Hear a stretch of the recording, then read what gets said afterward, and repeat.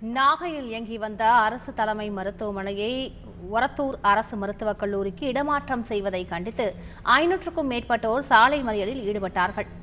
இது தொடர்பான முழு விவரங்களை செய்தியாளர் ஸ்ரீதர் வழங்கிக்கலாம். ஸ்ரீதர், வணக்கம். ஸ்ரீதர், அவர்கள் என்ன மாதிரியான கோரிக்கைகளை முன்வைத்து இந்த போராட்டத்தில் ஈடுபட்டிருக்கிறார்கள்? விவரங்கள். நாகை புதிய பேருந்து நிலையம் எதிரே அமைந்திருந்தது அதாவது அரசு தலைமை மருத்துவமனை. இந்த அரசு தலைமை மருத்துவமனையை நம்பி நகர்பகுதி மக்களும் கிராம பகுதி மக்களும் என 1,00,000க்கும் மேற்பட்டோர் இங்கு அந்த சிகிச்சை அளித்து பயன்பெற்று வந்தனர். இந்த சூழல்ல பாத்தீங்கன்னா கடந்த 2020ஆம் ஆண்டு மார்ச் 7ஆம் தேதி நாகை மாவட்டம் ஒரத்தூர்ல 366 கோடி 85 லட்சம் ரூபாய் மதிப்புல பாத்தீங்கன்னா நாகை அரசு மருத்துவக் கல்லூரி மற்றும் மருத்துவமனைக்கு அடிக்கல் நாட்டப்பட்டது. இந்த கல்லூரியை கடந்த 2022ஆம் ஆண்டு ஜனவரி 12ஆம் தேதி பிரதமர் நரேந்திர மோடி அதனை திறந்து வைத்தார், அதாவது மக்களுக்காக அர்ப்பணித்தார்.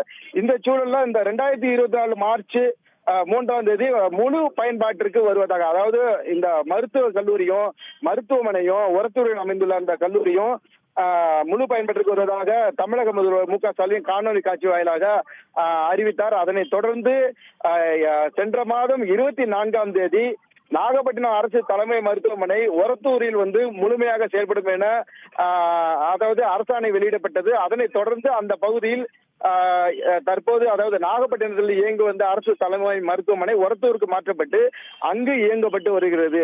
இங்க இருந்த எமர்ஜென்சி பிரசவ வார்டு குழந்தை வார்டு இல்லை என்பதால் வணிகர்கள் அதாவது இந்த பகுதி பொதுமக்கள் மற்றும் அந்த மீனவர்கள் பெரும் சிரமம் அடைந்து இதனை உடனே பழையபடி நாகப்பட்டினம் அரசு தலைமை மருத்துவமனை இங்கேயே இயங்குவதற்கு அந்த அதாவது அரசு செயல்படுத்த வேண்டும் என்பதை வலியுறுத்தி இன்றைக்கு நாகை அரசு தலைமை மருத்துவமனை வாயிலில் கவனஈர்ப்பு ஆர்ப்பாட்டம் நடைபெற்றது. இந்த ஆர்ப்பாட்டத்தில் அதாவது வர்த்தகர்கள், சமூக சேவை அமைப்பினர், ஆட்டோ ஓட்டுநர்கள், வேன் ஓட்டுநர்கள் மற்றும் மீனவ கிராம பஞ்சாயத்தார்கள், மீனவ மக்கள், பொதுமக்கள் என சுமார் 500க்கும் மேற்பட்டோர் நாகப்பட்டினம் அரசு தலைமை மருத்துவமனை முன்பு போராட்டத்தில் ஈடுபட்டனர். அதன் தொடர்ந்து அந்த பகுதியில் இருந்த அந்த போராட்டக்காரர்கள், அந்த பெண்கள் என அங்க சாலையை மறித்து அங்கேயே ஒப்பாரி வைத்து ஐயோ போச்சு மருத்துவமனை காணோமே என ஒப்பாரி வைத்து அந்த நூதன போராட்டத்திலும் ஈடுபட்டனர். இதனால் இந்த பகுதியில் பரபரப்பு நிலவியது.